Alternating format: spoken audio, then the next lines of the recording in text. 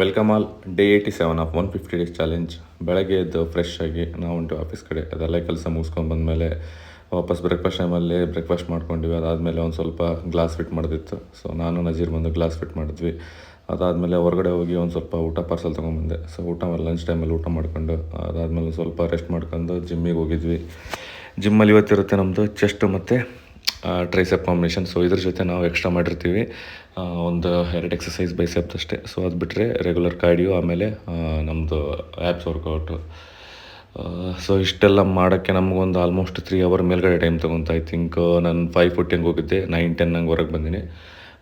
So ಇದೆಲ್ಲ ನಾನು ಮತ್ತು ನಜೀರ್ ಇಬ್ಬರು ಹೋಗಿದ್ವಿ. ಯಾಕಂದರೆ ನಿನ್ನೆ ಆಲ್ರೆಡಿ ನಾನು ಪ್ರಾಮಿಸ್ ಮಾಡಿದ್ನಲ್ಲ, ಸೊ ನೆಕ್ಸ್ಟ್ ಡೇಯಿಂದ ಎಲ್ಲ ಕಂಟಿನ್ಯೂ ಡೇ ರೂಟೀನ್ ಎಲ್ಲ ಕಂಟಿನ್ಯೂ ಸ್ಟಾರ್ಟ್ ಆಗುತ್ತೆ ಅಂತ.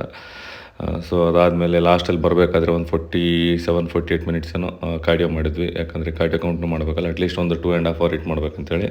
ಸೊ ಅದಾದಮೇಲೆ ಮನೆಗೆ ಬಂದು ಮತ್ತೆ ಒಂದು ಸ್ವಲ್ಪ ಊಟ ಅದೆಲ್ಲ ಮಾಡ್ಕೊಂಡು ಮತ್ತೊಂದು 40-45 ಮಿನಿಟ್ಸ್ ಎಲ್ಲ ಎಕ್ಸ್ಟ್ರಾ ವಾಕ್ ಮಾಡಿ ಮಲ್ಗೋಕೆ ಹೋಗ್ತೀವಿ. So good night.